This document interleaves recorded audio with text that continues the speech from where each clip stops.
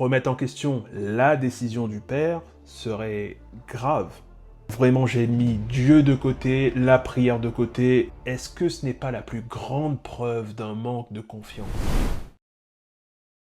Que la paix soit avec toi. Ah, Marie, notre mère à tous, la mère de Dieu lui-même, la fille du Père, la mère du Fils, l'épouse du Saint-Esprit, celle dont la puissance de la prière ne sera jamais égalée. Et s'il existe bien un exemple d'humilité, c'est celle de Marie dans l'évangile du jour. Bon, j'arrête de blablater, lisons cet évangile et découvrons ce magnifique mystère.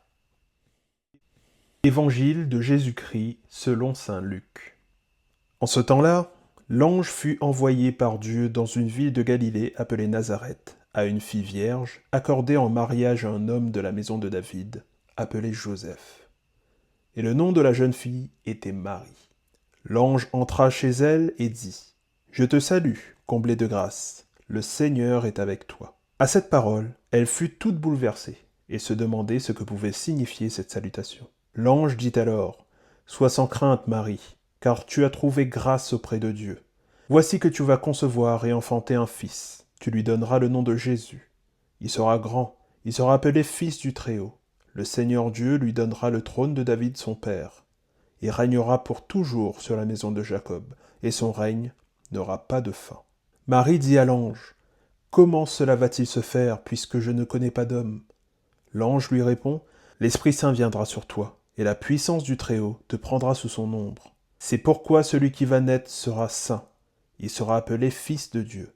Or voici que dans sa vieillesse, Élisabeth, ta parente, a conçu elle aussi un fils, et en est à son 6e mois, alors qu'on l'appelait la femme stérile, car rien n'est impossible à Dieu. Marie dit alors : « Voici la servante du Seigneur, que tout m'advienne selon ta parole. » Alors l'ange la quitta. Est-ce que tu as fait attention aux mots employés par Marie ? Bon, imagine maintenant qu'un ange apparaît, là tout de suite, et t'informe que tu vas porter le Fils de Dieu. Comment tu réagirais ? Bon, si t'es un homme, fais bien appel à ton imagination.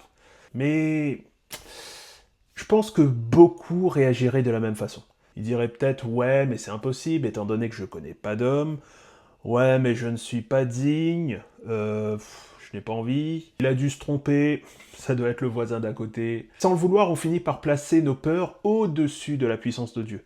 Et c'est un problème, puisque on pense que le souci est plus grand que sa solution. Parce qu'honnêtement, qui sommes-nous pour estimer prendre de meilleures solutions que Dieu lui-même ? Remettre en question la décision du Père serait grave. Et pourtant, c'est ce qu'on fait quasiment tout le temps. Tiens, par exemple, une anecdote. L'année passée, je roulais sur une départementale proche d'Orléans. Tout se passe bien, aucun souci en vue, j'allais faire mes courses tranquillement. Et d'un coup, ma voiture perd la puissance.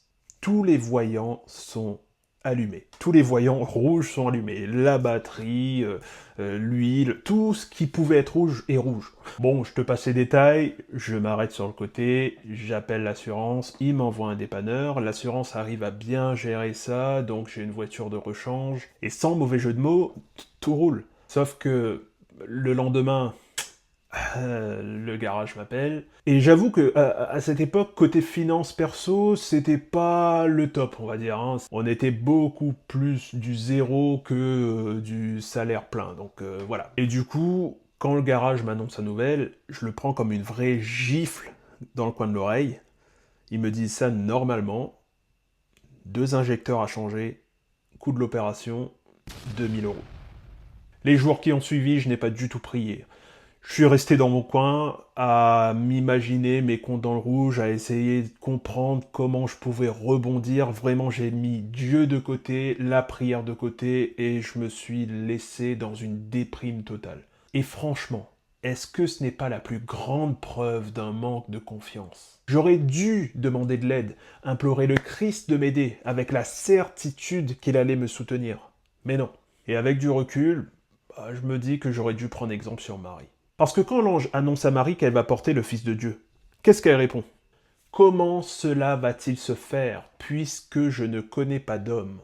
Elle ne dit pas que c'est impossible, elle dit comment ça va se faire. Parce qu'elle sait que rien n'est impossible à Dieu. Elle veut juste comprendre la démarche, la méthode. Et elle ne s'arrête pas là. Elle accepte pleinement la volonté de Dieu sans se demander si elle est digne ou si quelqu'un d'autre aurait été un meilleur choix. Et elle finit par dire « Voici la servante du Seigneur, que tout se passe pour moi selon ta parole. » En gros, elle est prête à faire la volonté de Dieu. Ce mystère de l'Annonciation m'inspire beaucoup et me donne vraiment envie d'imiter Marie dans cette humilité. Alors oui, c'est difficile parce que, comme tout le monde, j'ai mes petits caprices du quotidien.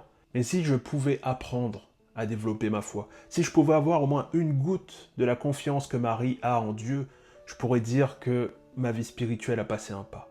En attendant, demandons à Marie de prier pour nous afin de développer notre confiance en Jésus.